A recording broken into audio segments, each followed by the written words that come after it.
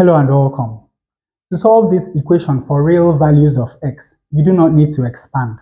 All you need to do is to notice a few things about the equation. Now, the first thing is that the right-hand side of this equation is positive. Of course, you know that when you square any quantity, whether that quantity is positive or negative, the product must always be positive. So we have that this is positive. Now, unlike squaring, when you cube a negative quantity, you get a negative product. But if you cube a positive quantity, you get a positive product. So, since the right-hand side of this equation is positive, that tells us that x cubed minus 4 must also be positive. Now, from here, we have that x cubed must be greater than 4. And taking cube root of both sides of this equation, we have that x must be greater than the cube root of 4. So we have that x must be positive. Now, to solve this equation, the first thing we are going to do is to take square root of both sides of the equation. Now, when we take square root of the left-hand side, we have the square root of x cubed minus 4 cubed. And when we take square root of this, of course, you know that what is going to happen is that this will go. And we are left with the cube root of x squared plus 4 squared plus 4. Now, from our laws of indices, you know that we can also write this as the square root of x cubed minus 4 cubed. And we can also write this as the cube root of x squared plus 4 squared. Then, of course, we still have plus 4. Now, what we are going to do is that we will call this quantity inside the bracket y. And we will call this quantity inside the bracket z. So with these two substitutions, this equation is now y cubed is equal to z squared plus 4. Now, since y is equal to the square root of x cubed minus 4, we can square both sides of this equation. Of course, when we do that, we have that y squared is equal to, this is now going to go, and we are left with x cubed minus 4. Now we can rearrange this equation. We can take minus 4 over to the left hand side.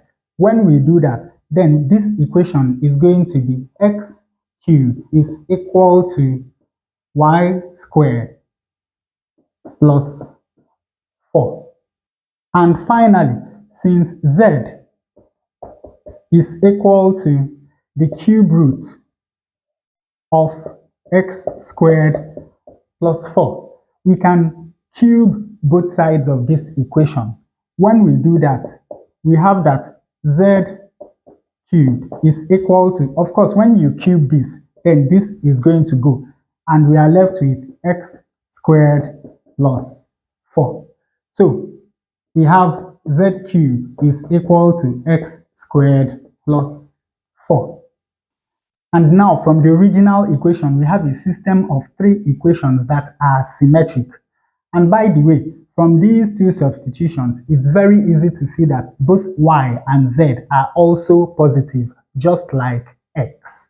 Now let us consider these 3 equations. If we assume that x is greater than y, then that means that x cubed must be greater than y cubed. And then from there we have that y squared plus 4 must be greater than z squared plus 4. Now, when we subtract 4 from both sides of this inequality, we have that y squared must be greater than z squared. Now, both of them are positive. When we take square root of both of these, we have that y must be greater than z. No problem. Now, that means that y cubed must be greater than z cubed. So from here we have that z squared plus 4 must be greater than x squared plus 4. Once more, when we subtract 4 from both sides of this inequality, we have that z squared must be greater than x squared. And once more, taking square root of both sides of this inequality, we have that z must be greater than x. But wait, we started with the assumption that x is greater than y. Then we got to the assumption that y is greater than z. Now we are at the assumption that z is greater than x, but you know that that is a contradiction. So when we start with this assumption, we meet a contradiction. That is, x is greater than y, greater than z, greater than x. X cannot be greater than z, and z still be greater than x. Now, let us try the assumption that x is less than y. That means that x cubed is going to be less than y cubed. So we have that y squared plus 4 must be less than z squared plus 4. We subtract 4 from both sides of this inequality. Then we have that y squared must be less than z squared. We take square root of both sides of the inequality and we have that y must be less than z. No problem. That means that y cubed must be less than z cubed. From there, we have that z squared plus 4 must be less than x squared plus 4.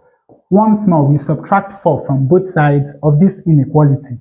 We have that z squared must be less than x squared.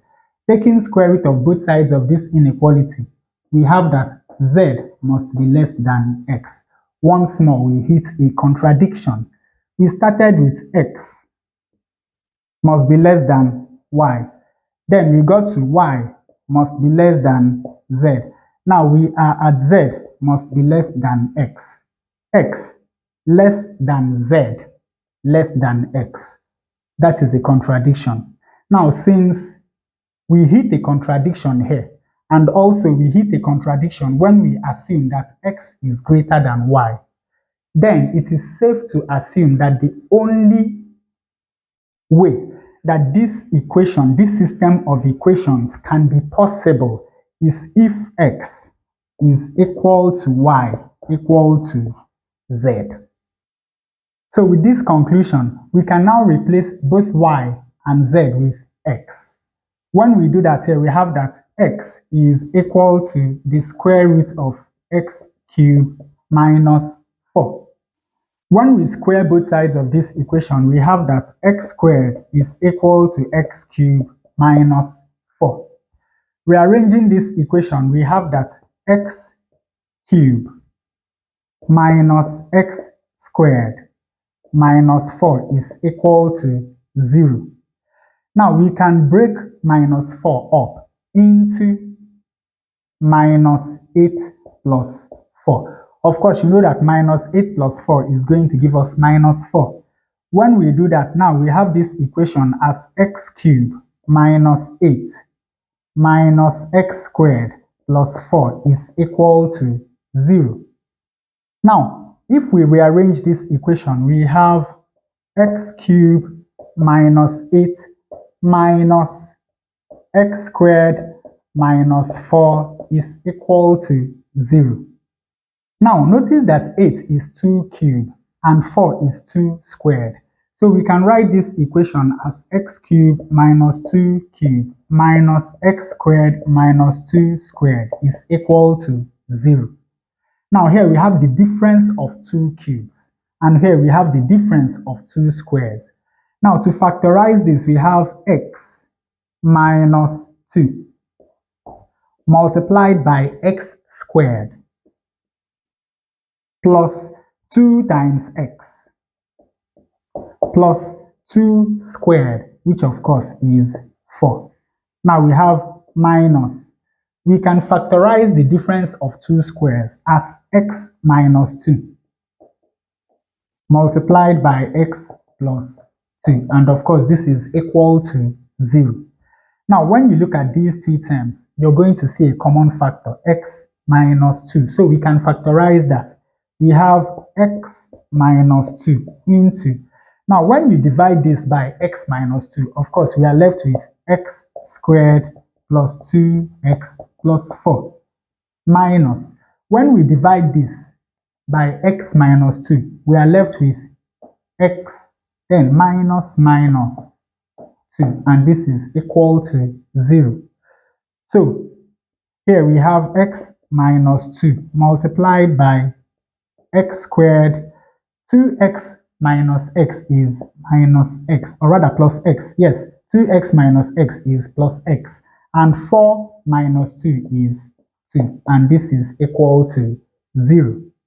And from here we have that either x minus 2 is equal to 0, or x squared plus x plus 2 is equal to 0. Of course, from here we have that x is equal to 2. Now, before we solve this equation, let us check whether this equation is going to give us real values of x. To do that, let us use the discriminant, that is b squared minus 4ac. Of course, b is 1. 1 squared is 1. A is 1. And c is 2. This is 1 minus 8, which is equal to minus 7. Now, you know that when the discriminant of a quadratic equation is negative, then that quadratic equation has no real roots. So finally, the only value of x, real value of x, that satisfies this equation is x equal to 2. Now, to check our answer, let us substitute 2 for x in the original equation. 2 cubed is 8 minus 4 cubed. Is this equal to? Now, 2 squared is 4. 4 plus 4 is 8. 8 squared is 64. So we have the cube root of 64 plus 4 squared. Now, 8 minus 4 is 4. 4 cubed is 64. The cube root of 64 is 4. 4 plus 4 is 8. 8 squared is 64. And of course, we know that 64 is equal to 64. So when x is equal to 2, the left-hand side is equal to the right-hand side. And with that, we come to the end of this tutorial. I hope you learned something new. If you enjoy such content, please subscribe to the channel, leave us a thumbs up, and leave a comment to support the channel. Thanks for watching, and you can watch more videos here.